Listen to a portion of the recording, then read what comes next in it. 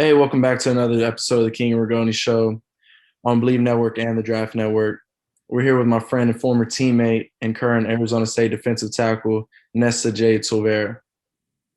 What up, Nesta? I think me and Ryan wanted to bring you on. It's been a lot of questions and, on why you left and all that. So we wanted to bring you on, talk about your journey, how it's been going at Arizona State, and just about, everything about Miami. So. For sure. I appreciate y'all boys, bringing me on and all that, for sure. I like that chain you got on, glam and stuff. What's on your neck? Middle of the mall jewelry. Oh, full mall jewelry. I like it, Yeah. It's like $50, get a nice little chain. Exactly. Now I see kind of your spot in the background. I wanted to ask you, because I know you had a nice spot here. Did you leave just because, the rent went up around here? Stuff like that. Miami's the least affordable city in the country now. Arizona, I don't know how it is over there. Yeah, man. Rent did skyrocket, boy. I had to get up out of that, pack them bags. Nah, but all jokes aside, I wanted to kind of, we'll get to that later, but I wanted to ask you, how it was growing up, and you're from Fort Lauderdale, right? Broward County. Broward County, they all say different spots around here. I don't know how it is. Yeah, same thing, right? Something like that. All right, so you're from Broward County. How was it, growing up there? How was it, playing football, coming up, as a little leaguer? Did your older brother play? Did your pops play? Like, how'd you get into it? I mean, football really just it's culture down here, just being from the crib. Being from Broward, it's just coming up. That's what's important. You know what I'm saying? Playing football. Saturdays you going crazy at the park. All that. It just came. You know what I'm saying? I've been playing since I was 4 years old, for as long as I can remember. With best of the best coming up. So, Yeah. What was the first position you played in Little League? First position I played, center. Center? Yeah, I was playing center and linebacker, boy, with a duck. I can't see you playing linebacker. I ain't gonna lie. You don't think you got it in you. So, I don't know if you got that in you. Sideline D tackling in the country. You heard? Sideline aside. Respectfully. My first position, I played quarterback in Little League. Played quarterback, and then I remember I moved, and I went to a whole new team. Nobody knew me. And I was just kind of big at the time, bigger than the other kids. So they put me in left guard. So I played left guard for a year. Wore number 57. Yeah. It was line to junior year in high school, boy. Yeah, I was gonna ask you about that. Did you get any some people may not have known, but your first position, like in high school and stuff, was offensive line. Did you have like offers and stuff at offensive line? I had like 10 O's at O-line, bro. Like, I had USF, Kentucky. My first offer was like FAU. Shout out Coach Patriot. Coach Justice was the O-line coach at that time, too. That's how I knew him. But, yeah, I had a couple O's at O-line. We was deep at Heritage, so, you had to get in where you fit. What you played guard, center? What you played at Heritage? Guards, left guard. That boy Kai at left tackle. Ooh. Oh, yeah. Kai, I forgot about the Kai Herbert. My God. The legend. Hey, Kai Leon. Yeah, but yeah. But now, what made you transition to defensive tackles? That's just something you kept asking the coach, like you want to play on defense, or were you too aggressive? Coach Runt was the head coach and had me at O-line. And when he left to take a job at Miami, Coach Pat was like, he too crazy for O-line. He got to hit somebody. And Coach Pat Surtain, he transitioned me over to D tackle, and just the rest of history. Dang, so it's Tomorrow's fault you was playing O-line. Yeah, it's Runt's fault. That sounds about right. Tomorrow. Yeah, that sounds about right. Hey, so growing up in Broward County, at what age, what I'm saying, did you know that you wanted to play for Miami, or that came later, or was that in your blood? You know what I'm saying? I'll never forget. I was probably 7, probably around 2007. I played at West Pines Wildcats. We had some dogs come out of there too, you know what I'm saying? But shoot, I remember they used to have a bus come through like before every season, like all the UN players, they come through, give the little, the little BS, the little schedule and the sign stuff like that, you know what I'm saying? And then from there, I'm like, that's all you really knew coming out here. You don't really see much as my people, shoot, 2 immigrants from Jamaica, like, so it's like, they don't know nothing about football. They ain't putting me on, this NFL team, we growing up like, nah, none of that. So it's like, all I knew, that's all I saw. So from there.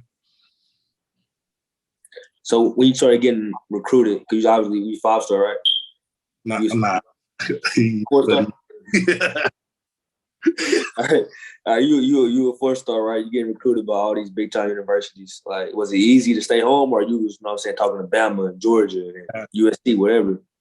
Like right after my junior year, like right after that, we had won states and shit. I had probably dropped. It started with Georgia, FSU, and I got Bama. This was like January time, and then February. I had got that U offer. February 13th, I got that U offer. I took my visit February 14th, committed on the 14th. I said, like, forget all them other schools. Then I kept getting O's and all that, but I just shoot Coach Rick. Coach Rick got me in that. He said something like, "You committed to us now?" I was like, "Oh shit, yeah." Then I didn't even know what it really meant. I was just like, "Yeah, shoot, I know this is where I want to be." So that's where I got there. That's hard. Who offered you before Miami did? Like, I'm talking like Power 5 at defensive tackle. FSU, Georgia, Bama, Florida, LSU. Was it like Miami waited a while, or was it, kind of back to back? Last one, Miami was one of the last like big schools that I like was waiting on to like offer like in that time frame. Did you kind of feel some type of way about it? Because I know some people, they'll take that to heart and be like, you know what, I'm not going there because of that. No. I didn't even care. Like Coach Cool called me, offered me. I said, I'm trying to visit the next day. Shoot. I stayed 2 years. I stayed committed for 2 years. Took a few other visits and shit like that. Played around, did that JIT stuff, with the hats, messing with schools and shit. I ended up. What were your final schools?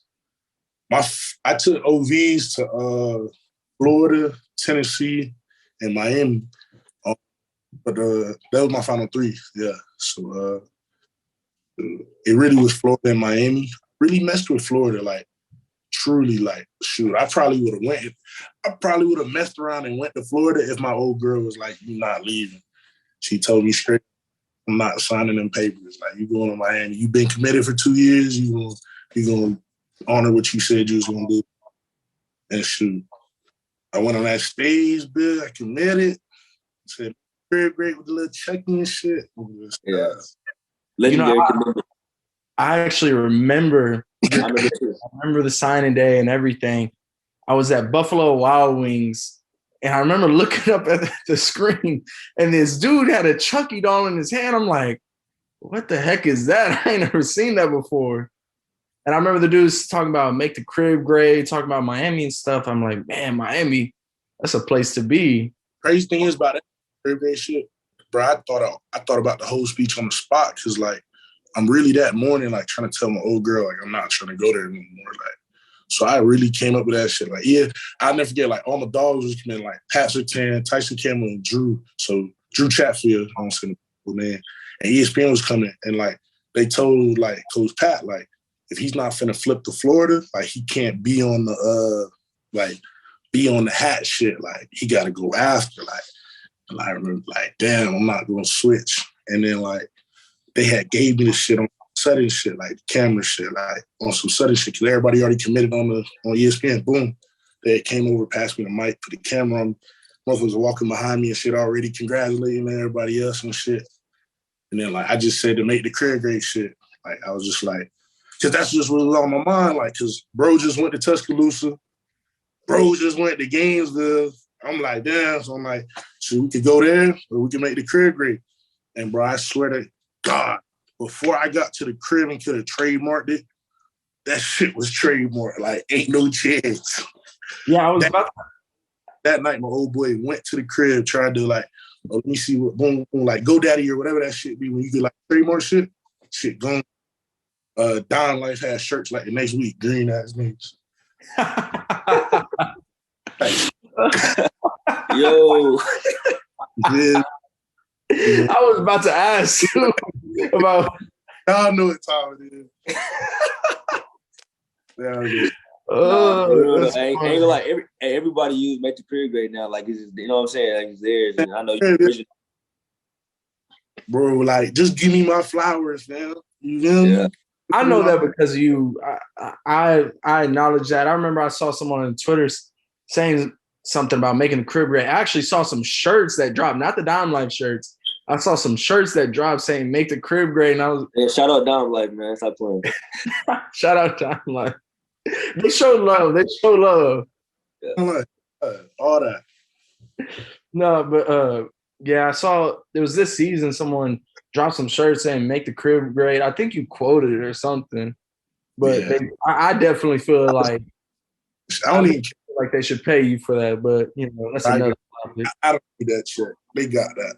They might need me.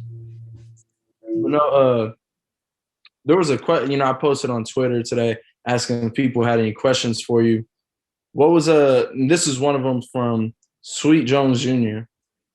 He asked, what does he learn most from Miami? Does he feel he left the crib greater than it was? What's that name? His ad is low too cool, but his name says Sweet Jones Jr. Yeah, boy. Yeah. He says, what does he learn most from Miami? Does he feel like he left the crib greater than it was? Does he feel like there is more he could have done? What I learned from Miami is definitely brotherhood. You know what I'm saying? Like the U runs deep in like the people that's in that locker room is what I would say. You know, it's real. Like you know what you playing for. You know what you playing for, and so you just learn. You learn what shit means. Like it's bigger than you, is what I would say. And what was the other part of the question? Does he feel like he left the crib greater than it was? Like I feel like honestly, like people really like. I came in first year, we got our ass blowed out Wisconsin in that bowl game. Like we had some great players on that defense: Sheldrick Redwine, Mike Pinckney, Shaq Quarterman, Jaquan Johnson, Gerald Willis, Joe Jackson, Jonathan Garvin. Bro, like dudes who are in the NFL, like right now, Michael Jackson, like they all in the NFL still to this day. So we had guys and we went 7-6. The next year, 2019, 6-7. 2020, I feel like is a year that a lot of people overlook because of COVID. And they don't realize like good of a year we had, how great of a year we had, like compared to all the years prior, just because it was COVID. Like the FSU game, we beat FSU 52-10, but we had 10,000 fans in the stadium. You see what I'm saying? It doesn't hold the same feeling or same to people, I feel like. So to answer that question, 2021 was a year of a lot, bro. Like y'all was there. We had starters go down left, right. It was almost a team. It was almost two teams. You know, sad to say. Like, you feel me? Like, we had a younger team and an older team at a point. You know what I'm saying? So to answer the question, did I leave it greater than I got it? I definitely feel like I did. Like that locker room when we got there, my class got there 2018, even the 2017 class. The locker room was cliquey when we got there. Like I said, we had great players, but it felt like it was kind of cliquey. You know what I'm saying? I feel like the way we made the locker room and built it, like even just the D-line room itself, like everybody messes with each other. Everything's cohesive. Like you'll have the starting quarterback, Derrick King, hanging out with the third string long snapper. Like you don't got stuff like that. You know what I'm saying? On every team, I feel like. So yeah, I left it greater. I agree for sure. Like you said, I think a lot of people gonna overlook, the growth that we made, right? And then once the team start doing really well, hopefully next year coming up, they gonna be like, oh, that's this guy, or this coach, they don't get all the, the glory, but I'm saying, like the growing pains that we have to go through. You know what I'm saying? We got to go to the, not complaining, but going to the dining hall. They got breakfast catered to them every day now. All you can eat buffet. They got this amount of resources. They got this kind of people supporting the program. You know what I'm saying? So it's just like that was they don't understand the growing pains. I feel like if you in it, you understand it. As the coaches who really in it, they understand it. It's just that outside shit. Y'all know what time it is. Like, Yeah. feel me? Don't really know what's going on. And that's that what you were saying, Derek, about like, oh, we may have a great season next year, but they don't realize that the season prior is what built it. There was I always watch it, the U Part 2. They talk about the 2001 team, and the head coach, I think, was he was the head coach at FIU. I forgot his name. Butch Davis. Butch Davis, yeah. And then he didn't win the national championship, but the next coach, Larry Croker, did. Yeah. Or Larry Croker, whatever. And they said it didn't matter who the coach was that year. We were going to win anyways, just because, like, they felt, that all this work was just building up, even though their record wasn't showing it, So, I mean, it's kind of like that, I feel. Oh, definitely gonna snap. You feel me? It just was a matter of like, what's going to help the Silvera last name, Miami snapping or me snapping? Like, you see what I'm saying? Yeah. So that kind of leads me to my next point next question is, like, what are you looking forward to, like, at Arizona State? ASU got a real good team, bro. They played Wisconsin in the bowl game, finished off, lost a tough game, but had a good year. Could have definitely won the South. Lost to Utah in a tough one, but bro, they have a young team that's really just, I feel like, on the up and up, and just needed a few more pieces to get where they needed to get. And I feel like I could have been a major part of getting them to where they need to be. It's Herm Edwards. Who wouldn't want to play for a coach like that? I feel like the D-line coach I got, Coach Rodriguez, he's second to none. He coaching 6th, 7th round picks who going to be Pro Bowlers with the Vikings, and just things like that. I just feel like it's helped me take it to the next level. It's funny you talk about Herm Edwards. I know Derek heard me, tell this story before, but only one coach. I didn't have any offers out of high school, none of that, no letters, anything. I got one phone call from one coach ever in high school, and it was from Herm Edwards. I'll never forget it. He called me on a Saturday morning. I picked up my phone. I'm like, hello, like, who's this? He's like, hey, this is Coach Herm Edwards at Arizona State. Just watch your film and stuff. Wanted to give you a call and all this stuff. And I'm like, I'm not gonna lie. I was like, no, like, seriously, like, who is this? Because I ain't got one call, one offer, and one letter from nobody. I'm like, who is this? He's like, no, seriously, this is Coach Herm Edwards. He's like, I just want to talk to you a bit and all that stuff. Yeah. I'll never forget that. I like Herm Edwards. I do. And I can understand, why you would go there, and if he was a part of that, why you're the reason there. I'm part of the reason you're there. But in that also, I wanted to ask, I mean, you don't have to, answer this, but I wanted to know what other schools were in play for you. I can honestly say, every school in the country, ran my line. Honestly, besides, I ain't gonna flag, besides Oklahoma, Clemson, Alabama, and probably the only schools that didn't call me. I got a question. Like you said, you're from Broward, right? So how hard was it for you to make the decision to, enter the portal and move on? I mean, bro, it's the crib. It's tatted on me. I love that shit. Who wants to? It was a tough decision, but it's like it's easy to just look at it like a business move. Like, I never left the crib before, so it's like quick trip, do something you do everything you got to do. Help this team grow, try to be a leader. Win as many games as we can, and get back to the crib and get to work. Now, I know that's something me and Eric talked about before on a previous episode, talking about whenever you did transfer, a lot of people don't understand, like, your love for the crib, like, for Miami, for Broward County, for the University of Miami. Like, me and you have had conversations one-on-one. Like, I know without a doubt that you love this more than anybody else on the team or in the program. You love the University of Miami. And Still on the team? Huh? You still on the team, but chill out, huh? No. I'll give it to you. Like you 100%. You love Miami, and I know this. I mean, I've seen the look in your eyes, like after a loss, like you actually felt real pain, while other people, it seemed like they didn't care. Like you really, really love the University of Miami, and a lot of people don't understand. Like it must have been a very, very, very hard decision for you to leave. I mean, yeah, bro. Sometimes I feel like passion is mistaken as aggression, or as just when everybody doesn't want it. Like you said, everybody don't want it as much as you. You seem like the crazy one, Mm-hmm. and shit that might be right, but it's like if it's 10 more who want to do wrong, and it's 2 who want to do right, who gonna win? The 10 you see what I'm saying?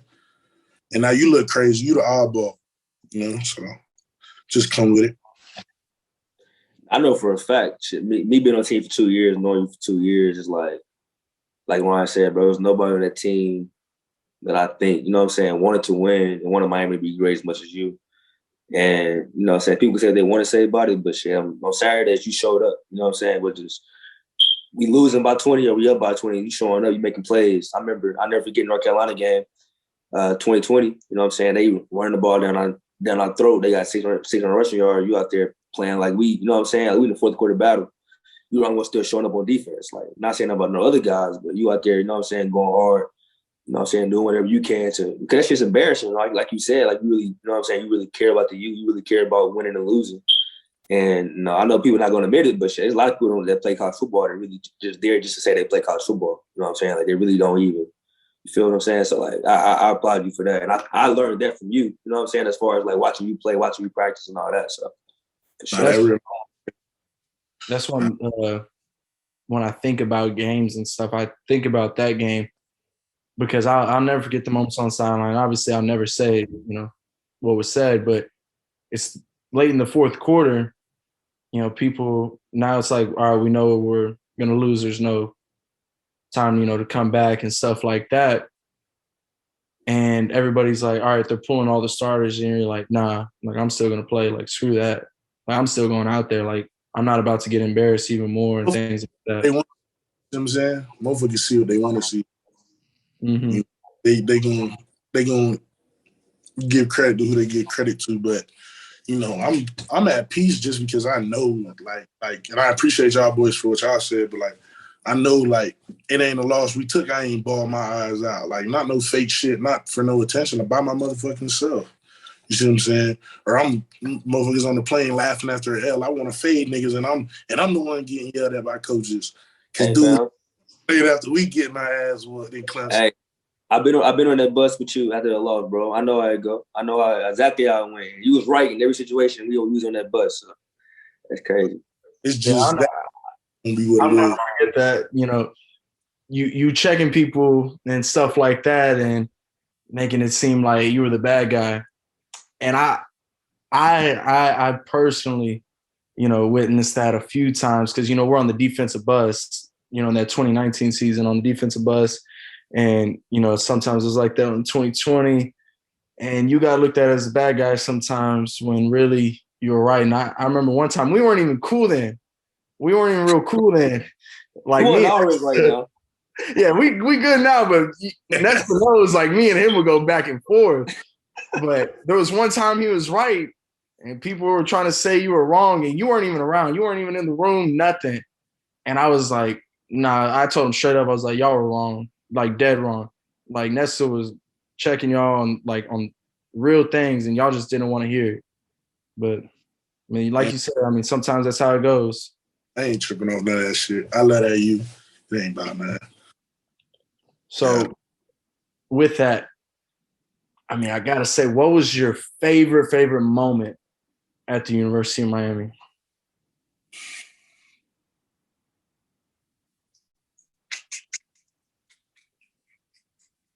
Damn. Favorite moment? Shit. Probably, I go back to probably FSU 2020, bro. Like, that shit was crazy. Like, if you was in that stadium, it felt like it was full. Like, that shit was crazy. You That shit was know, lit. fucking, it's so many, like, you know what I'm saying? Going to the NC State, coming back and winning. Going to VTech, fucking just, you know, just never, we were honestly a never relenting team, like no matter what nobody wants to say. And just, it's just too many moments to, you know, to talk about, you know what I'm saying? All right. Some locker room, you know what I'm saying? That shit be the best memory, you know what I'm saying? Right. There's a lot of funny times in that locker room. But So we can talk about it on camera. yeah, we can't talk about it, obviously. That's locker room stuff. But we'll go. Not them nights either. Yeah, not them nights either. We'll talk about just this question. And I think I already know the answer. But what is your worst memory? We just lost the FSU, bro. That's probably one of them biggest, because the way I felt after that loss, I never felt one like that. Like that shit was just like sickening. Like that shit really ain't feel real. Hearing we under the locker room, hearing the fireworks go off and shit.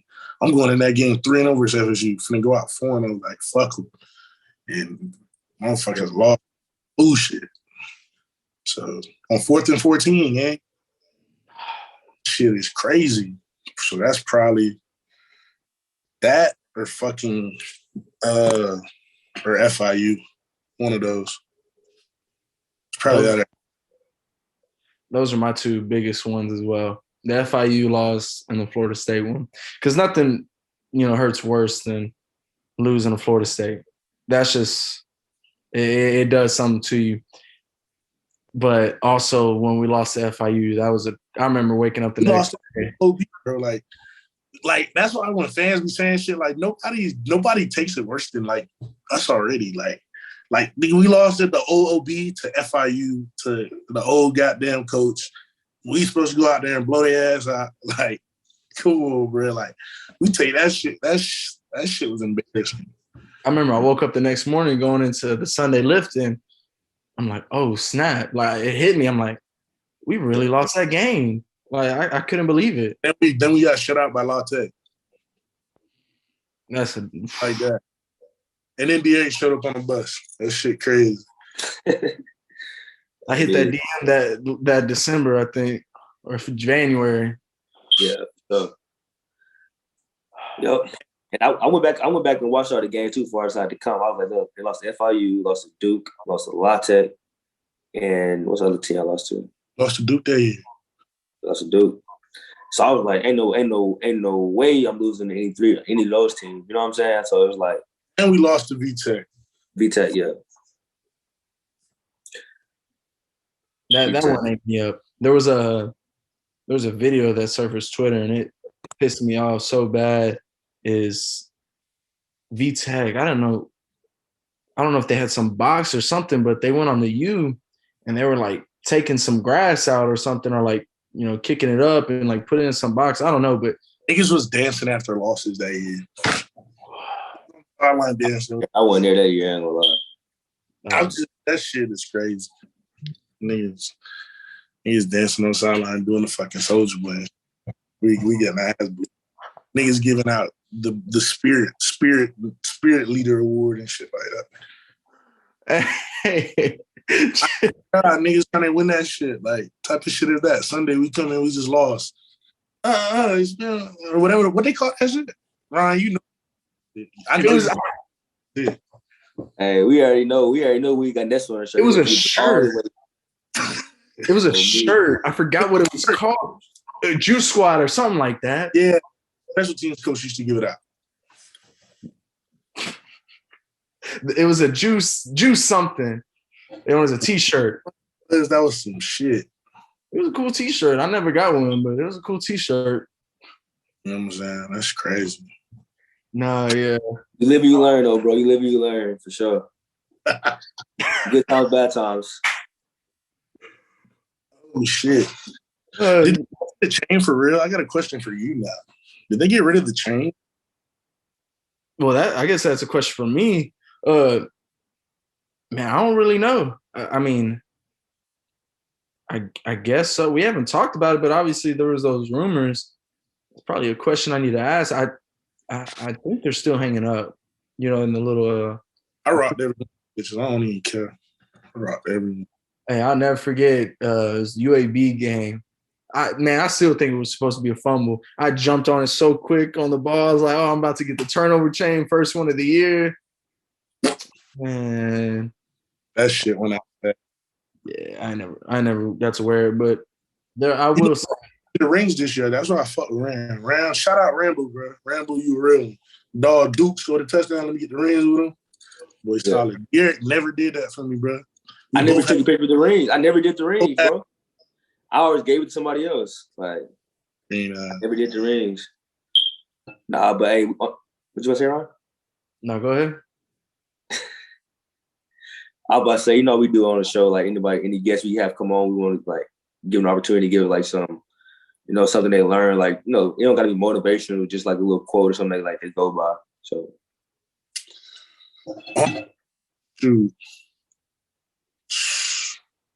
shoot, I just go with the flow, gang. Some advice? Any advice?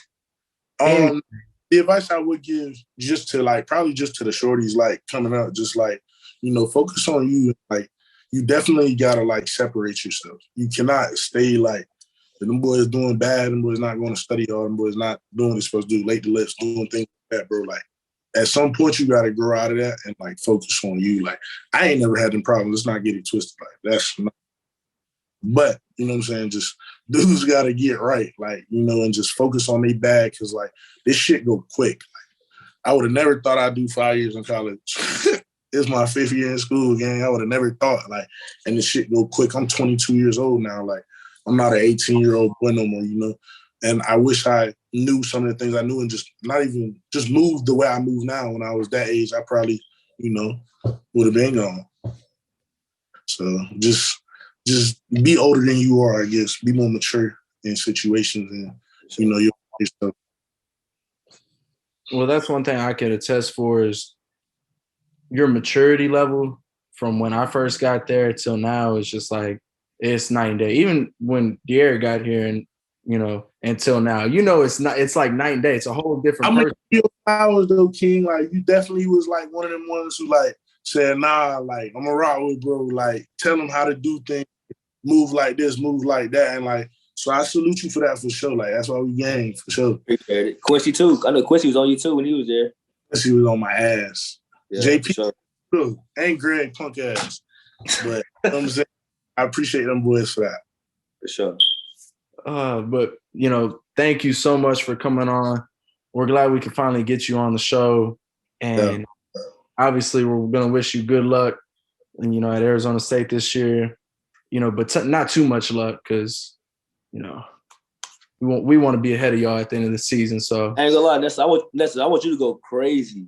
I gotta go like road to glory mode, like we on NCAA. Yeah, like I wish you luck. But no, thank you so much, bro, for coming on the show. We appreciate you. And for me and De'Eric, we thank everybody for tuning in, and we'll see y'all next time.